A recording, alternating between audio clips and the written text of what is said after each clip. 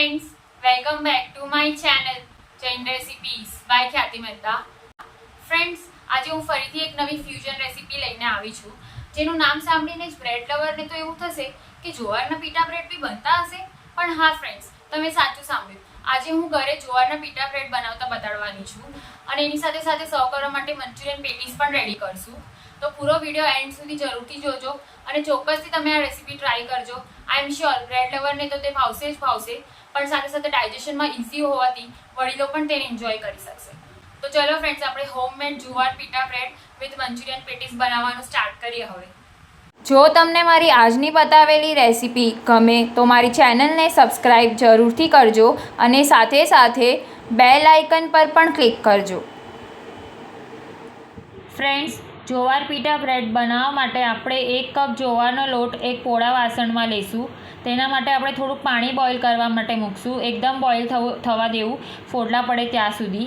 હવે પાણી બોઇલ થઈ ગયું છે તો લોટમાં સ્વાદ પ્રમાણે મીઠું એડ કરશું અને 3/4 કપ જેટલું ગરમ પાણી એડ કરી અને હલાવીને ઢાંકી દઈશું અને તેને 10 મિનિટ માટે રેસ્ટ પર મૂકી દઈશું.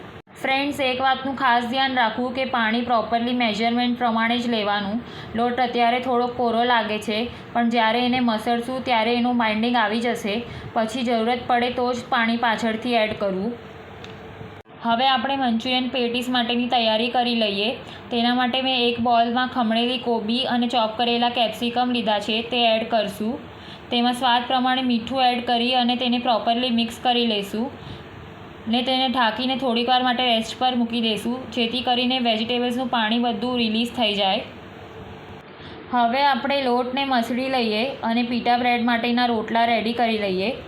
મસળતી વખતે 1.5 થી 2 ચમચી તેલ એડ કરશું. 5 થી 7 મિનિટ માટે તેને પ્રોપરલી મસળવું, કારણ કે જુવારના લોટમાં ગ્લુટન નથી, માટે પ્રોપરલી મસળશું તો જ આપણા પીટા બ્રેડના રોટલા સોફ્ટ થશે.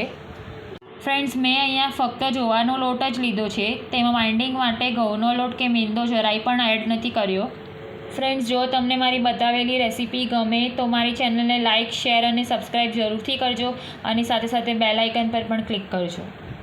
હવે મને ડો થોડોક કડક લાગે છે, એટલા માટે 1 ચમચી જેટલું ગરમ પાણી ફરીથી એડ કરું છું અને તેને પ્રોપરલી મસળીને આવો સોફ્ટ ડો રેડી કરી લઈશું.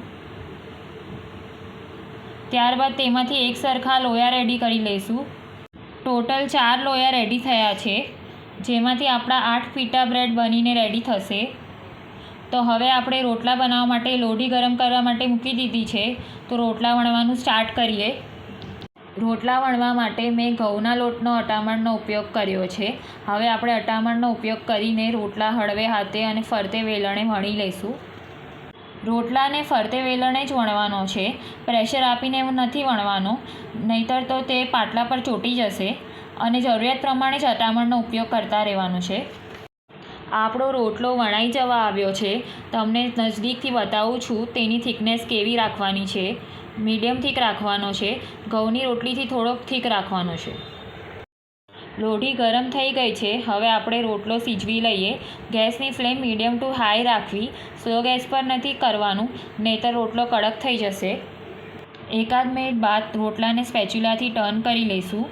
હવે આપણે 2 મિનિટ માટે બીજી સાઈડ પણ શેકાવા દઈશું. ગેસની ફ્લેમ હાઈ રાખશું.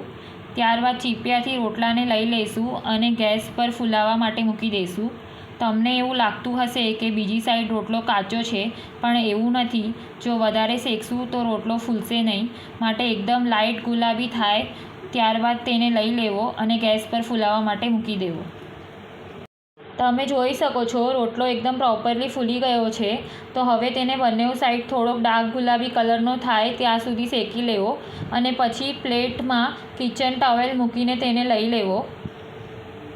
રોટલો શેકાઈને રેડી છે. બંને સાઈડથી પ્રોપરલી શેકાઈ ગયો છે, તમે જોઈ શકો છો.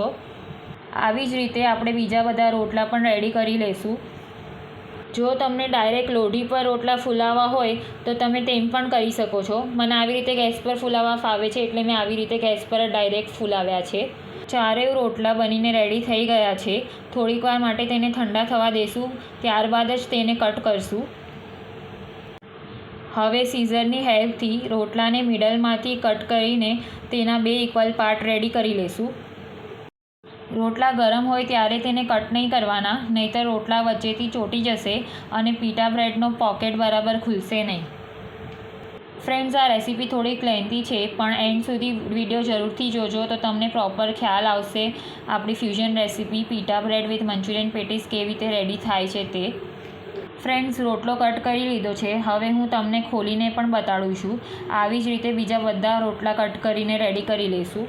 પીટા બ્રેડ એકદમ પ્રોપરલી રેડી થઈ ગયા છે. હવે તેમાં ફિલ કરવા માટે મંચુરિયનની પેટીસ રેડી કરી લઈએ.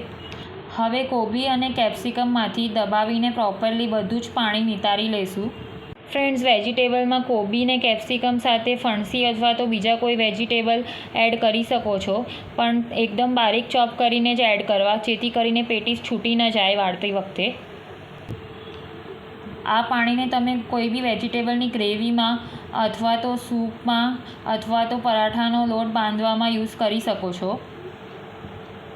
હવે વેજીટેબલમાંથી બધું જ પાણી નિતારી લીધું છે, તો હવે તેને એક બોલમાં લઈ લઈએ. તેમાં મરી અને સૂંઠ પાવડર એડ કરશું. સાથે સાથે લીલા મરચાંની પેસ્ટ પણ એડ કરશું. ત્યારબાદ બાઇન્ડિંગ માટે કોર્નફ્લોર, મેંદો અને ચોખાનો લોટ એડ કરશું.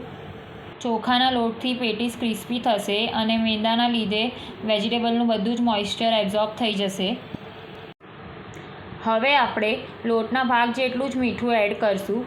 વેજીટેબલમાં તો પહેલેથી જ મીઠું એડ કરેલું હતું. ટેસ્ટ કરીને વધારે ઓછું લાગે તો એડજસ્ટ કરી લઈશું. બધું જ પ્રોપરલી મિક્સ કરી લઈશું ને એક ડોના ફોર્મ જેવું રેડી કરી લઈશું. મને બાઇન્ડિંગ માટે ફરીથી કોર્નફ્લોર ને મેંદાની જરૂરત લાગે છે, તો હું ફરીથી તે એડ કરી રહી છું. એક વાતનું ખાસ ધ્યાન રાખવું, હવે હળવે હાથેથી થોડીક ઝડપથી પેટીસ રેડી કરી લેવાની છે, કારણ કે પછી ડો ઢીલો થઈ જશે. માટે જ્યારે પેટીસ ફ્રાય કરવી હોય ત્યારે જ અંદર મસાલાને લોટ એડ કરીને વાળવી.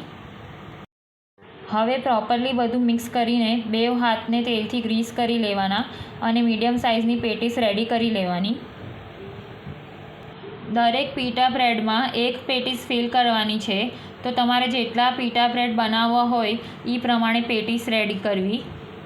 તમે જોઈ શકો છો આવી રીતે મેં પેટીસ રેડી કરી લીધી છે. હવે આવી જ રીતે બીજી બધી પેટીસ રેડી કરી લઈશું.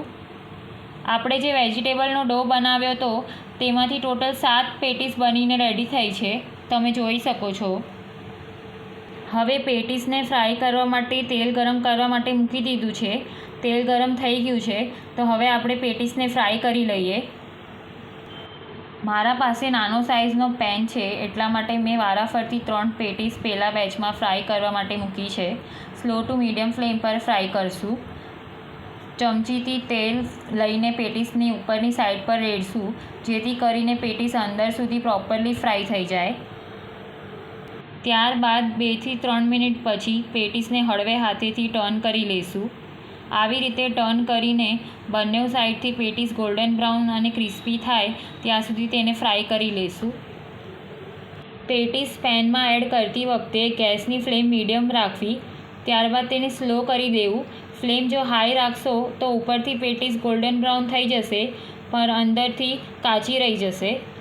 માટે સ્લો ટુ મીડિયમ ફ્લેમ પર જ ફ્રાય કરવી. એક બેચને ફ્રાય થતાં 5 થી 7 મિનિટ જેટલો સમય લાગે છે. આપણી પેટીસ બધી ગોલ્ડન બ્રાઉન અને ક્રિસ્પી થઈ ગઈ છે, તો તેને એક પ્લેટમાં લઈ લઈએ. પેટીસનો એક બેચ ફ્રાય થઈને રેડી થઈ ગયો છે. આવી જ રીતે બીજો બેચ પણ આપણે રેડી કરી લઈશું. તમે જોઈ શકો છો પેટીસ કેટલી ક્રિસ્પી અને યમ્મી બની છે, તે જોતાં જ ખાવાનું મન થઈ જાય છે. પેટીસનો બીજો બેચ પણ ફ્રાય થઈ ગયો છે, તો તેને પણ એક પ્લેટમાં લઈ લઈએ. તો આપણી મંચુરિયન પેટીસ બનીને રેડી છે. હવે આપણે એક ડીપ બનાવશું, જેની માટે મેં મેયોનીઝ લીધું છે. મેયોનીઝમાં આપણે થોડુંક તંદૂરી મસાલા મિક્સ કરશું. તંદૂરી મસાલાની રેસીપીની લિંક તમને મારા ડિસ્ક્રિપ્શન બોક્સમાં મળી જશે. હવે આપણે જુવાર પીટા બ્રેડને અસેમ્બલ કરી લઈશું. તેની માટે મેં અહીંયા કોબીનો પાન લીધો છે.